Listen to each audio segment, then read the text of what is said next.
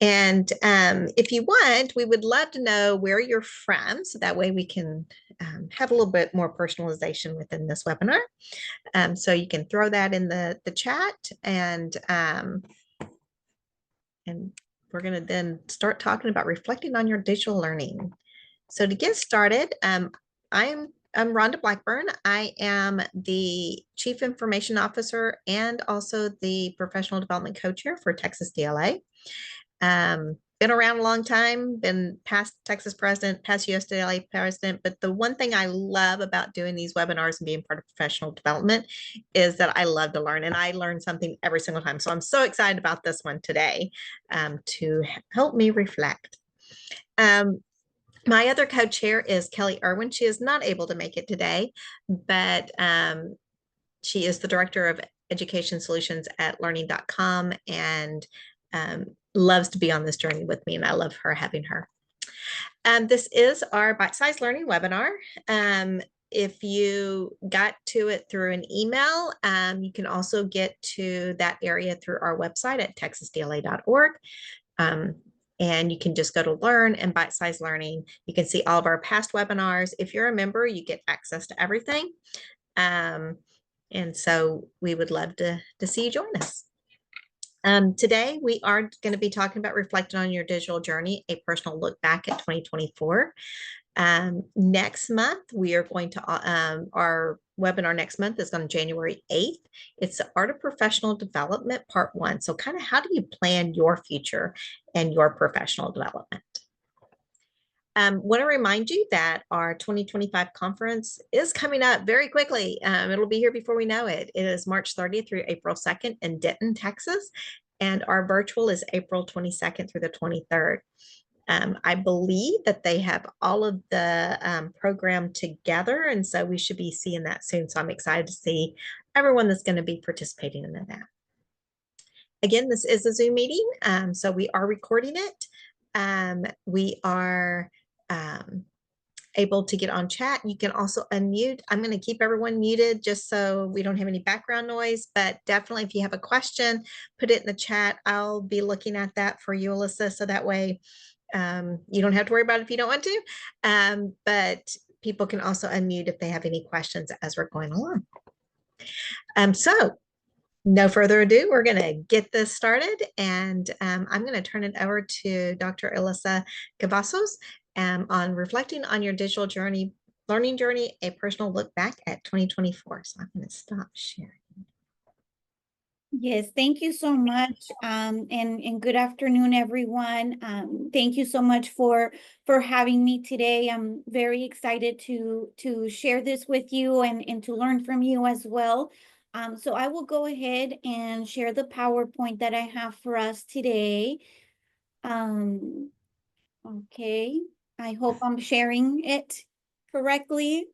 Yes, I Yes. see it. Okay, good. Perfect. Well, thank you so much. Well, my name is Alyssa Cavazos. I'm a professor in the Department of Writing and Language Studies at UTRGV, and I also direct our Center for Teaching Excellence. One of the programs that we lead, or I lead, and I co-founded and co-lead with our student partners is the Students as Learners and Teachers at a Hispanic Serving Institution. And there's my email too, in case you would want to reach out. So some of our learning objectives today, we want to be able to first define what do we mean by reflection and reflexive practice. We want to identify what are these new digital learning tools that you explored this year. Perhaps there were many, and so we want to limit it to those that you were most excited about to learn. And then go through a process of both reflection of what you learned and what challenges you encountered, and then also a process of reflexive practice, which with reflexive practice, we can go a little bit deeper about the attitudes, the thought processes, the values, the assumptions, any implicit biases that have emerged from your reflections. And then ultimately, hopefully, we want to create some kind of action plan for a continuous improvement of these digital learning practices or tools that we learned about. And so first, I don't know if you're not familiar, just or if you are, just a little refresher. When we talk about reflection, we often think about our thinking, right? We think about our learning, we think about what we experience, and we explore questions like what happened, how did it go, when and where and why, and how did others respond? So it's a it's a deep thought. You know, we're investing our time, our energy to think critically. With reflexive practice, we do go a little bit deeper, and we want to be able to have like this holistic perspective of how things happen, why they happened the way that they did, and it allows us to tap into a little bit more about our values, our own assumptions, our own biases that we bring into a practice or a student experience in the classroom, and with the ultimate goal of understanding how our actions impact others, or our relationship with others, and how it impacts like all this, you know, web of connections that we find ourselves in. And so what I would love to do, because I don't want to spend all the time talking, right?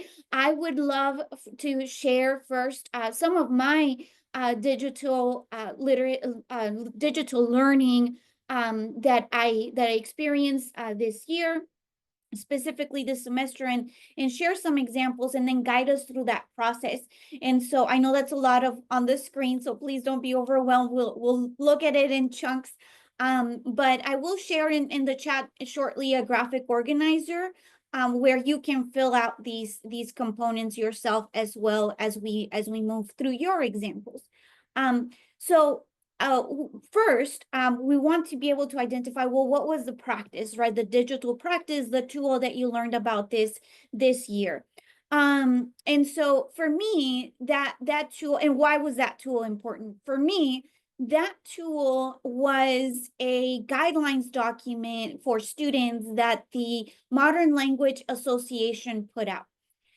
I love the tool because it centered AI as a literacy that we want to develop and become familiarized with. And so it's something that is to be embraced rather than feared in the work that we do. And so I really enjoyed that component. So when I think back and reflect on, you know, how these things went in the classroom, we want to start with some of these questions. One is, how does the digital tool or practice align with your teaching values? How did I use it in my teaching? How did students use it? And what was their experience? So as I think back, you know, you can see here from what I've written, one of the things that I value is students' reflective stance in developing their agency over their learning. And so I felt that the guide provided this self-assessment approach about the AI literacies that students would want to develop based on their own choice and their own intentions. So one of the things that I did is that we shared the tool. The students reflected in small groups about what they already know about AI. How do they see their AI literacy developing in relation to those literacies that the document included? And specifically, we looked at how do those AI literacies relate to our course learning objectives and outcomes. I thought that activity went well. Now, when we move to the reflexive practice, we dig a little bit deeper. Yes, the activity went well, right? We got to identify things that we would still want to learn about AI literacy, our own, how to build our own AI literacy. But you know, when I think a little bit more deeply and reflexively rather, I can start asking some of these questions. And those include, how does my use of this digital tool or practice align with or challenge my personal values? What assumptions or biases might I be bringing to the use or lack of use of the tool? Who benefits from the tool? Who might be excluded or disadvantaged by it? And then how can we ensure that the tool is useful, that we use the tools in ways that support the needs of all of the learners. And so when I think about these questions a little bit more deeply, I start to identify some gaps, right? And things that I want to, then leads us to the continuous improvement. First, well, I learned about the guide at the start of the semester, so I felt that I didn't have enough time to fully familiarize myself and reflect further on how to meaningfully incorporate the guide, the literacy AI literacy guide into the AI usage policies that I had established in my class. I had a 3-tier AI literacy usage structure, and I felt if I would have done that, then it would have been a little bit more seamless, the use. I also assumed that the students would reread the guide each time they worked on a project to see how it reflected. So that meant I didn't really intently embed the AI literacy approaches into the work that we were doing. I felt that more time was needed to develop more personalized literacy goals with the students aligned to the SLOs. And so with that, once I'm able to identify, well, what are the assumptions? What are some of the things that I was, assuming or like biases that I was bringing into these conversations, then I can think about, well, what else do I need to know? What is the continuous improvement of teaching in this practice that I need to develop? What else do I need to learn more about the tool? How to collect evidence. It's so important to collect evidence of the impact of the practice, has what impact it has on student learning and growth, and the dynamics of the classroom community or my academic community, and then how am I committing to continuous growth in teaching in this area. And so for me, with this tool, I still think it's a wonderful tool, very useful. I need to familiarize myself a little bit more. I need to connect it in very specific and strategic ways to the projects that we're doing. I need to ask very specific questions in the writer's memos that I ask students to complete with each project. Intently ask, how are you building your AI literacy based on the project, the SLOs, based on, what you did with this assignment. And then, of course, I can also add questions very specifically about this in the end of course evaluations that we have. I even had the idea of developing a self-assessment rubric on the AI literacy practice, like how would students score themselves? Like right now, the guide is just a guide of things that you should know about AI and how to build your AI literacy. But I think having a self-assessment rubric tool where students kind of like self-assess and place themselves with each literacy, where they see themselves, I think visually they can see that a little bit more. So those are my goals, right? Very ambitious things, but I'm committed to doing that. So before you go to do your own reflection and share, I want to share another example, and I won't go over the questions because you can see them, and we did that already. So I can just share what I learned from this tool. This semester, I taught a responding to and assessing student writing class. And as I was experimenting with different, tools and technologies and how to get feedback to students in a meaningful way, I learned about our Office 365 has a Microsoft Forms tool, and it's called a quiz. And it gives the instructor options to provide feedback on each question and then overall feedback. I feel that this tool aligned to my values because I value continuous feedback loops. And so when I discovered this option, I felt that it would provide students with this immediate feedback on their learning that would allow them to commit to revisions more intently and more immediately, I guess. And then most students appreciated the tool, I felt, and then they applied the feedback. I could see that happening. Some of when I dig deeper and engage in that reflexive, thinking, I felt that the tool being labeled as a quiz doesn't really align with my values. I really being asked to give points to each question. I just gave 1 point for each question. And then this idea of right or wrong with that comes with quizzes just didn't align with my intent with, you know, the feedback loops and kind of like seeing writing as iterative and a process and so forth. So those are some of the challenges. Some students did struggle to find the feedback again and were confused about the points that were being assigned. It also wasn't aligned to Blackboard. So I missed inputting the credit. I don't grade traditionally. I don't give points. I don't give letter grades. So I forgot to put credit and students were confused. But once students found the feedback, like they found it, they used it.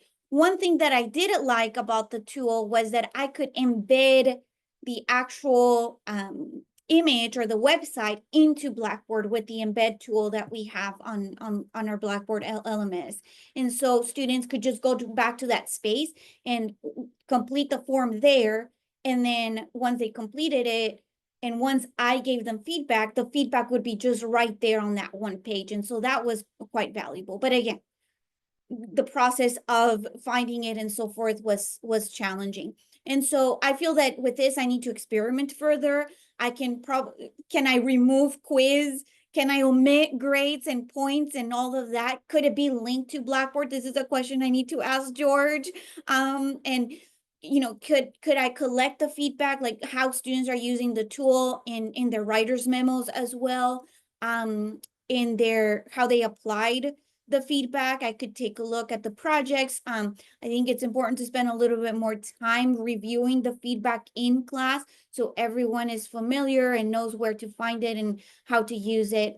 And of course, I could add course evals questions to about this as well. So that's enough of me. Let me go ahead. Let's see. Oh, thank you for that, George. We will talk about it. Okay, perfect. Thank you. I'm not sure if I can't attach a file here. I don't think it gives me that option. Yeah, I'm trying to, but it's giving me a hard time right now. Oh, okay. Well, I had this really nice graphic organizer, but it's okay. We don't need it. I think we have the questions here, so we can just go through the questions.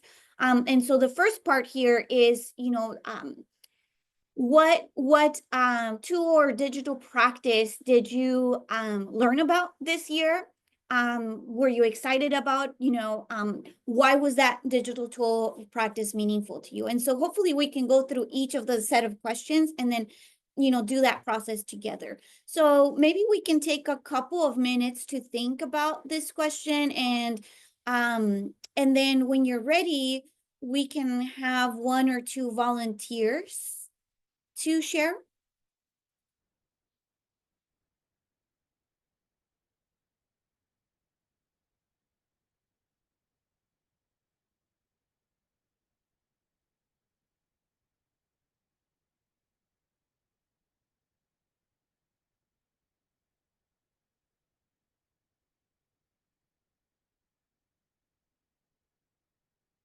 Okay, with that link, it opens up. Um, George, I think it opens up for me. I don't know if it opens up with for others at other institutions.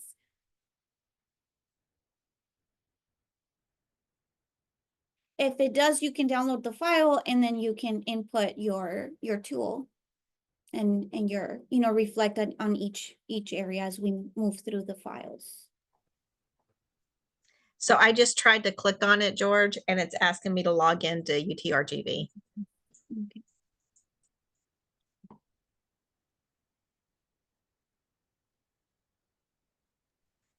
Okay, let me go in and try to reshare it from OneDrive for everybody. Let me do that here. Okay. If not, I have in my Dropbox. I could probably also share it from there.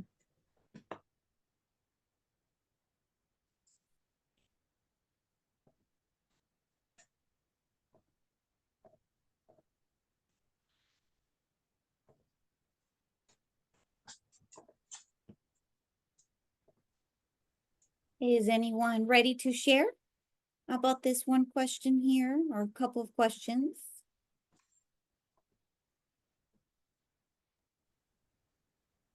I can go, Alyssa. So one of the new digital tools, of course, is we're switching LMSs to UTRGV. So, you know, all of the specific elements is really what we've been learning about. And I mean, of course, the meaningful and impactful is because it's going to completely revolutionize the way that we do learning, right, at UTRGV, especially, you know, digitally enhanced learning. So it wasn't just part of, you know, job requirements, but I do really feel that like the innovation that we'll be able to do in some of our online classes is going to be really cool. Thank you for sharing. Anyone else would like to share?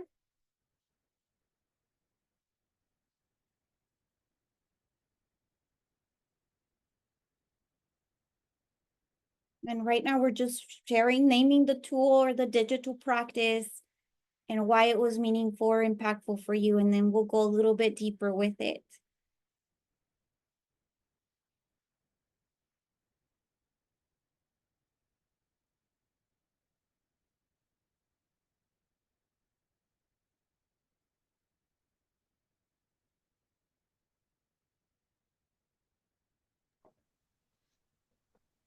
Anybody else out there that would like to share? I can share. My name is Delma Gomez. I'm from Del Mar College in Corpus Christi. So I teach in the occupational therapy assistant program, and a couple of digital tools that we access are obviously going to be like oriented towards clinical learning. So a couple of new things, or rather, new to me. It's a SimuCase. So what they have kind of like these standardized cases where students go through, and it prompts them along the way to develop their clinical learning. And I know my responsibility is to facilitate that. So, you know, obviously I do a pre-brief and a debrief, and we talk about, you know, what's difficult, what's not. But what I appreciate about it is that it's uniform, and it allows me to compare where students are in their clinical learning. And of course, you know, because we have the pre-brief and the debrief, there's opportunities for collaboration. And so students can offer each other their thoughts. And sometimes it's just really surprising, you know, after however many years I've been a clinician, to hear what students think, and it teaches me things too. So, you know, it's just helpful to making sure that students are progressing. I can always measure their didactic learning, but clinical learning is a little bit different, and so I'm appreciative of that tool. Mm-hmm. Thank you. Thank you so much for sharing. That is wonderful. Okay, so I think would anybody else would like to share the digital tool? And I know the other two questions will probably require a little bit more time, more reflection time before we share. So we can definitely spend a little bit more time here before we go onto the other questions.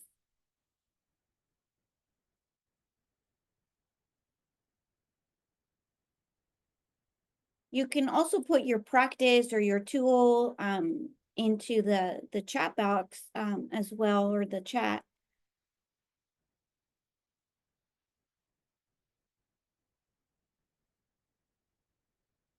Okay, so our next question is the reflective questions, right? The reflective practice. And so how did the tool digital practice, and I love, Delma, what you mentioned, like new to me, right? I think that's very important, right? Probably others, you know, we're familiar with the Microsoft Forms quiz and the option for feedback, but yes, that was new to me. So that's important. So how does the tool or digital practice align with your teaching values? How do I use it in my teaching and students learning? And then how did the students use of the tool or practice? How did the students use the tool or the practice? And what was their experience? What was your sense? So we can spend a little bit more time here with these set of questions. And whenever you're ready, you're welcome. Maybe 2 or 3 minutes we can spend on this. When you're ready, you can share.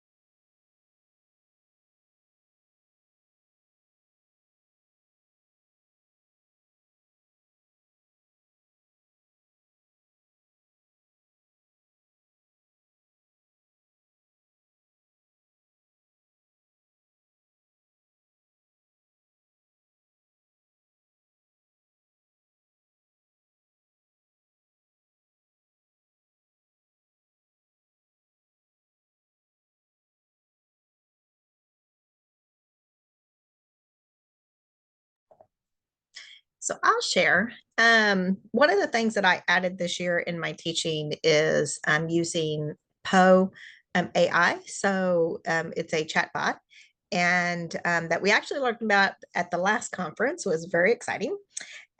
So during the summer, I started integrating it into my class. So every single module, I created a chat bot that was specific for that module.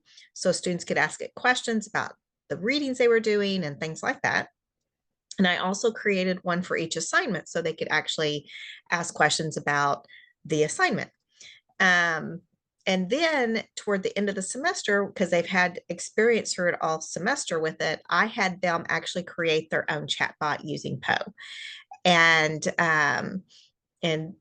they got a chance to not only create it and talk about what they did, but reflect on it. You know, did it work? Would they change anything? And the students said they really enjoyed putting it together. And you know, there were things that they wanted to tweak about it. You know, sometimes it was too broad. They wanted to narrow it down. And so we talked about that through the discussion. So it was lots of fun putting all that together. That's awesome. That sounds very engaging, especially with the assignments, right? Being able to ask further questions about it, and you know, you thinking through that process, like what would be the type of questions, right? And also, of course, them creating it. That sounds very exciting. Thank you for sharing. You're welcome. Anyone else would like to share with the set of questions? I'll share. So thinking about it, of course, again, I'm kind of basing everything around the new LMS and things like that. And one of the things when we're talking about how it aligns with my teaching values is, I started teaching in middle school, right? I taught middle school for 10 years. And so the concept of having your students kind of everywhere, is not something that we normally see in higher ed, right? There is vertical alignment, and sometimes, yeah, we don't have all of our students at the level that we want, but it doesn't take a lot of remediation. And so, just ensuring that anytime we do use tools, that we understand that there is going to be some kind of pre-work that needs to get done. But once that's done, it should, kind of be a lot easier, right? And the time consumed is much smaller. And I've seen that this LMS does that, right? And the way that we've seen it is we've had a lot of feedback from both students and faculty on the new templates and new things like that. So, we created a committee and built together several templates. And the really cool thing about the way that the new LMS works is that we can create a whole course template, or we can page template, right? So you can create a new page, you could look through 10 different templates that are there and apply it to that page, and then you edit it.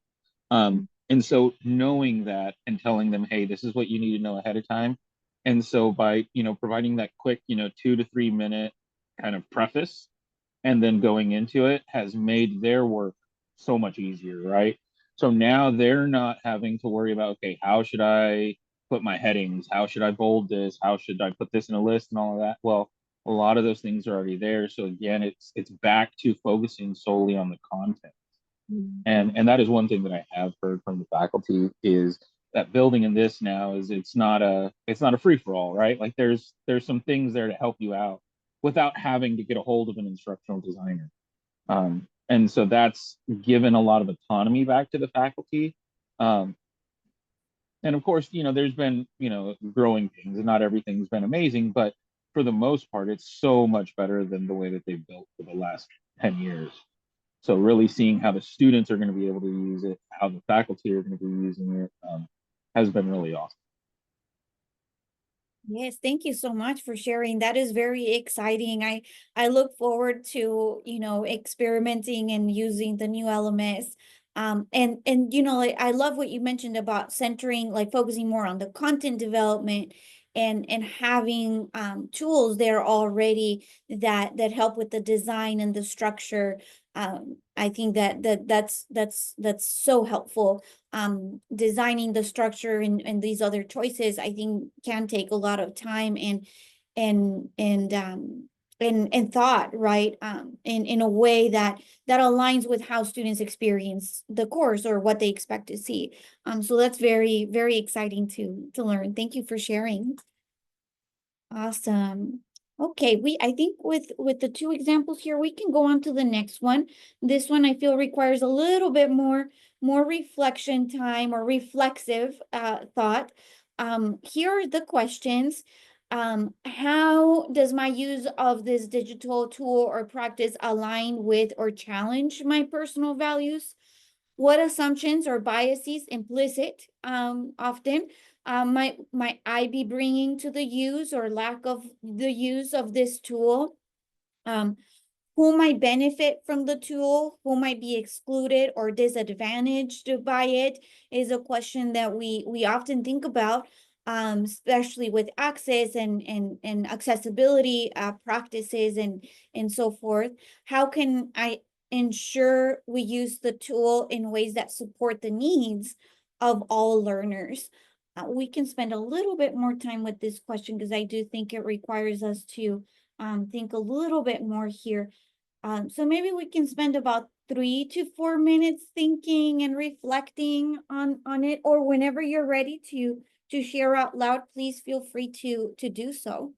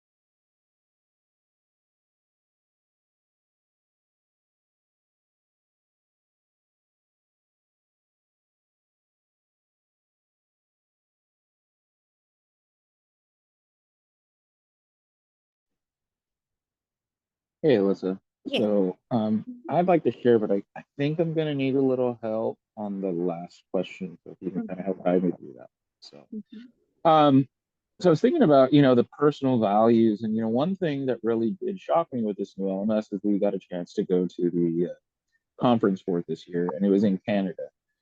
And D2L is a Canada-based company, so of course, there are going to be a little bit of differences, right? And we see that in all of these, but the one really neat thing was because it is a Canada company, they do put a lot of emphasis on Indigenous people.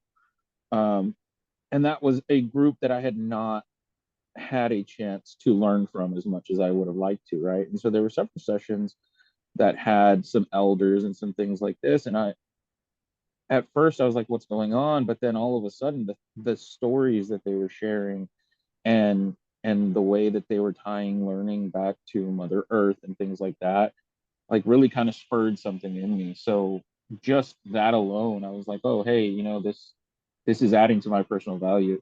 It opened my eyes to a subset of people that I had not been fortunate enough to learn from before, right? And so now I'm able to start seeing some things in that light. So I really like that, and I think that the culture of the company adds to, right, the personal values of using it and things like that. And then the assumptions or biases, I mean, definitely are coming from, you know, having been Blackboard for the last 7 years, 8 years. You know, I'm like, oh, you can't do this like you do in Blackboard. But then once you find out how that switch is, then you're like, oh, okay, that makes sense. And so that, because I knew that was one of my biases, my wife Jessica and I have worked really hard on trying to figure out, okay, this is how you do it in Blackboard, this is how you do it in the new LMS, right? And so those are, I think having that bias helped us look, okay, we're not going to be the only ones that will have that. So here's how we kind of help aid that transition for faculty, right? Like, it's not as different, right? It's just this button instead of that button, rather than, oh, you can't do it, or oh, it's completely different. I think that's going to be really helpful. And then the who benefits from this tool, who's excluded or disadvantaged by it. I mean, definitely one thing that we're trying to do is we're trying to make sure we have everybody on board. So that would be, you know, like people even in the art school and people in athletics and things like that who have not necessarily used the tools with Fidelity in the past, right? Mainly because they weren't built for them, right? And so my wife Jessica has been having a lot of conversations with folks, and so we're trying to find ways that we can make sure that we do include everybody that has been excluded in the past.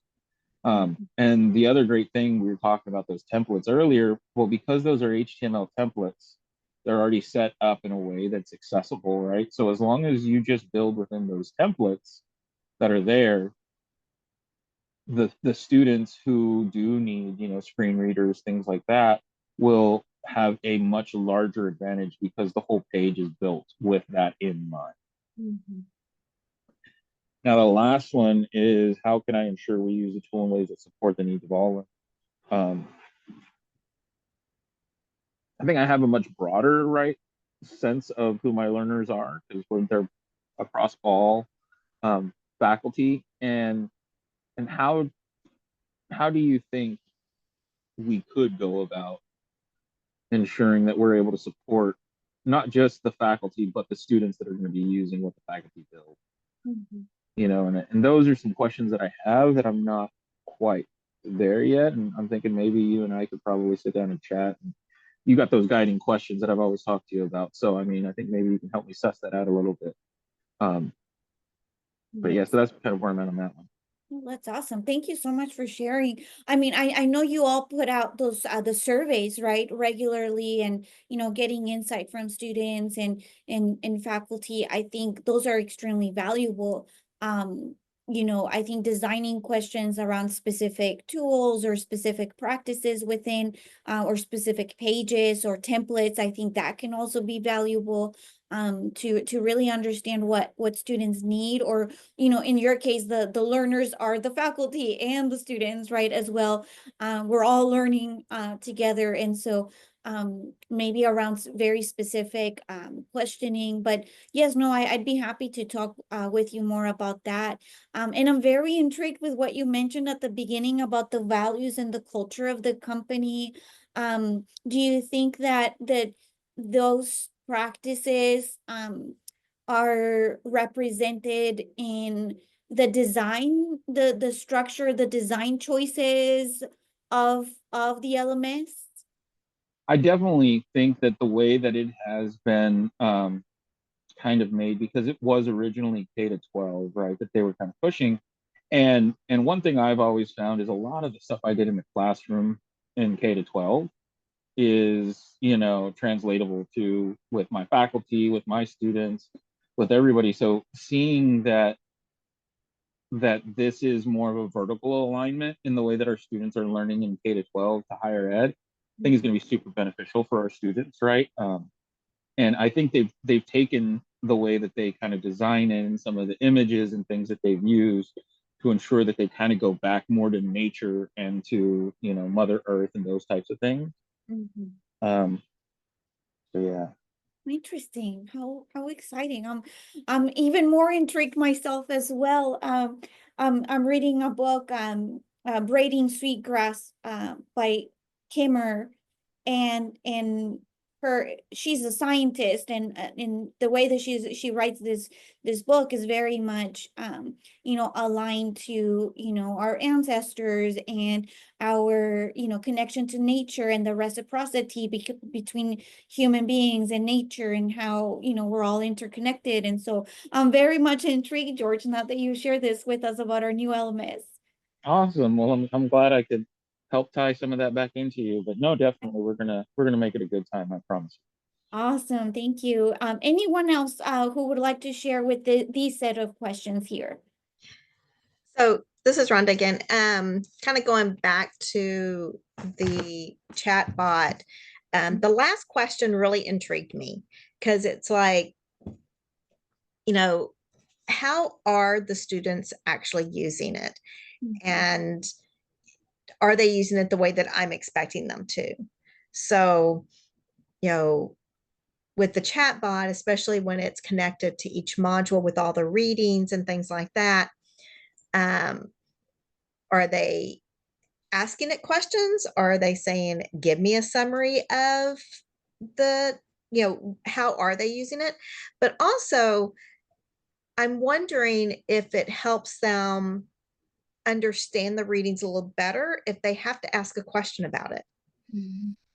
So, right now it's completely optional. They don't have to use it in that way. Now, of course, when they build their own, they do, but I'm wondering if I could integrate that into, now I'm thinking in my discussions more to say, or maybe once we actually get to that module that they have to create it, maybe we start off with a discussion of how did you use the chatbots before? What did that, did it benefit you? Did you get frustrated with it? Did you, how did you know what questions to ask it? Because it's, as anyone that's using AI, it's prompt engineering, right? It's, you have to ask the right questions to get the answer back that you're expecting or want. And so it makes me want to now dig in a little deeper with that. So the course I teach is technology and distance education and e-learning. So it's for anyone that is going to use digital learning either for training or education.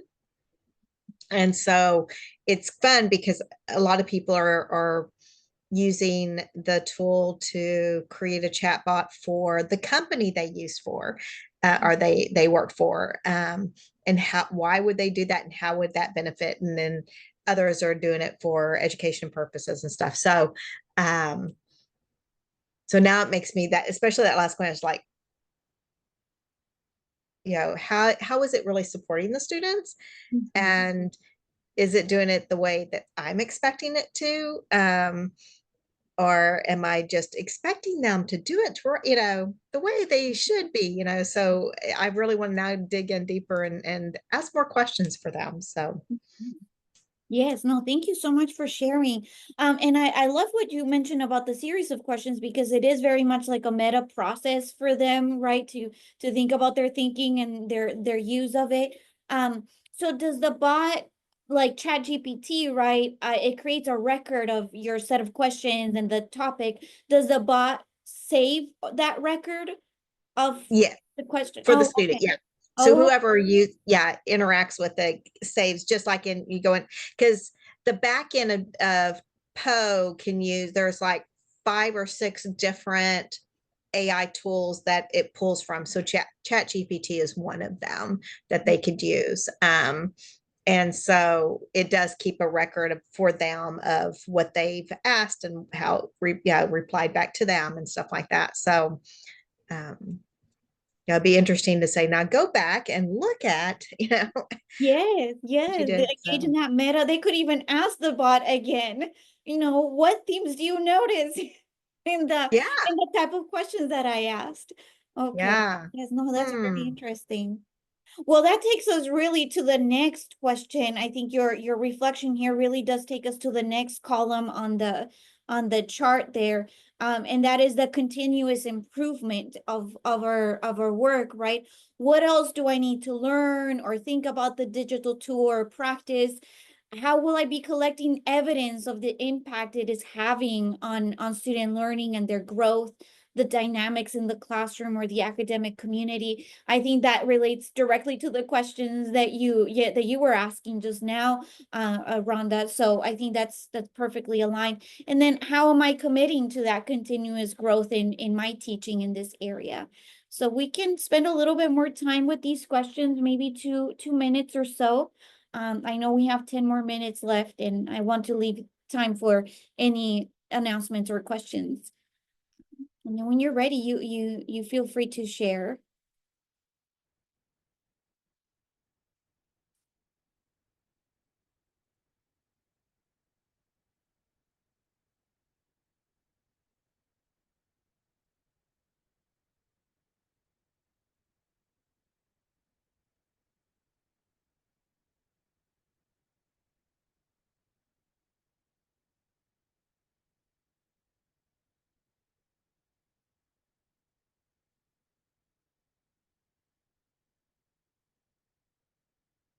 Sorry.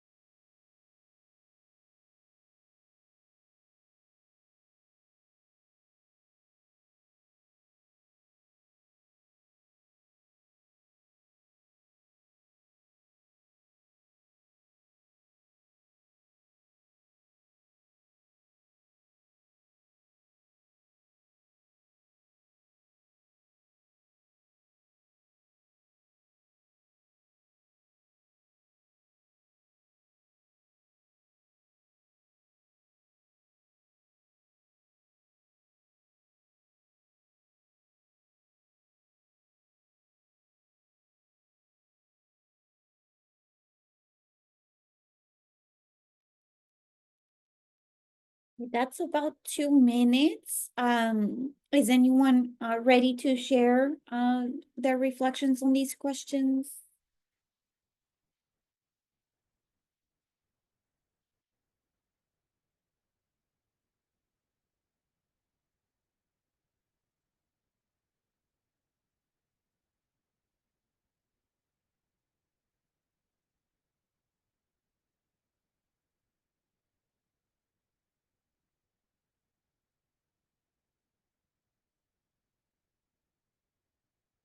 I think for me, that second question there on collecting evidence of the impact, I guess here for our institution, it's multifaceted, right? I think it's applicable to other institutions as well. One of the goals for faculty evaluations and faculty reviews, there's this commitment to growth and development and impact and in documenting the impact our teaching is having on student learning and development. And then also we have institutional assessment of program SLOs, right? And so thinking actively how our collection of evidence for impact is not just toward our own development as teachers, but also it's helping us document how we're growing for evaluation purposes, and could potentially also help us for programmatic assessment purposes. And then ultimately also another area that I see is writing about this work, right? The scholarship of teaching and learning. And so I feel that that question is, you know, we can do a lot with that question as we reflect and think about it. Anyone would like to share or reflect on them?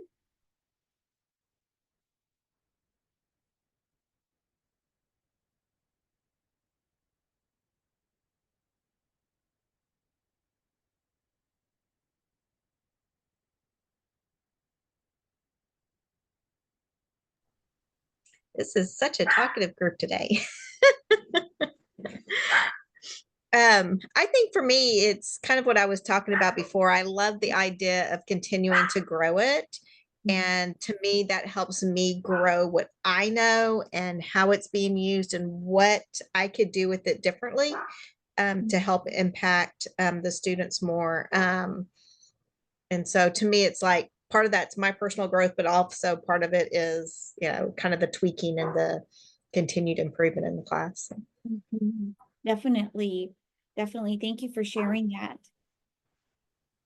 You know, and just want to piggyback on that. I think the second question is super important, but I think I have to really focus on the first question. Like, what do I need to learn more about the digital tools and practices?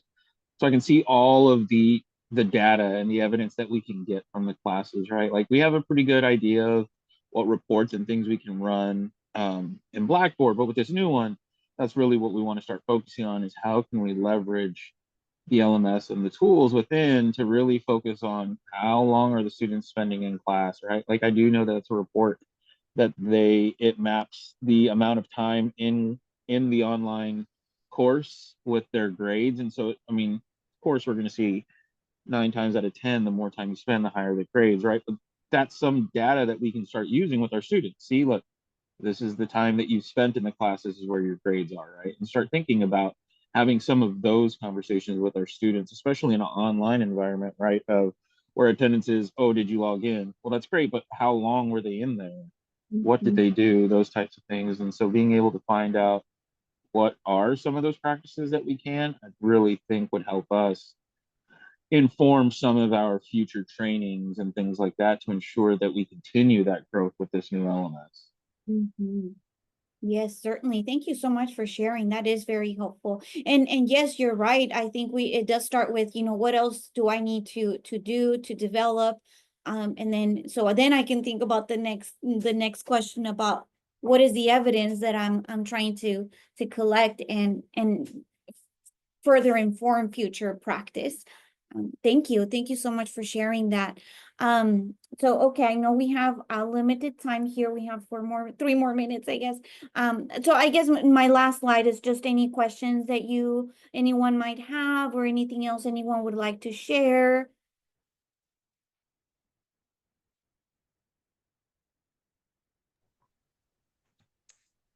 No, but I think we could definitely wrap up the webinar. If you want to let me take over the share again, Yes, of and I course. will. Mhm.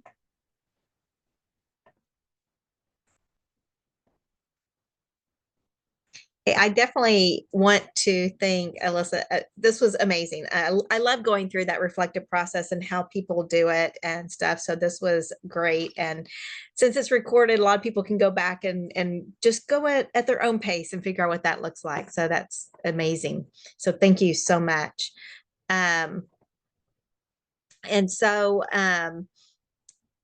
again, definitely come back to our webpage as many times as you want, but go to Learn and you can see all the different webinars. We do have more. We have, I think, 6 more planned so far in the next year. So we're going to continue to plan those out. Definitely want to do a shout out to our sponsors. Our partners couldn't do this without them. And our premium partner as Anthology, our platinum partner is Digital Resources. And then we have our gold, silver, and bronze, which again, they are amazing. Want to remind everyone again about our Leap to the Future, Ignite Digital Learning Innovation with TxDLA, or 2025 conference, March 30th through April 2nd in Denton, and our virtual is April 22nd and the 23rd. We would love for you to join us as a member if you are not already. There's lots of benefits behind being a member, from community to education, to recognition, and also our knowledge base that we have. And you can also follow us on many platforms, including X, Facebook, Instagram, LinkedIn, and YouTube.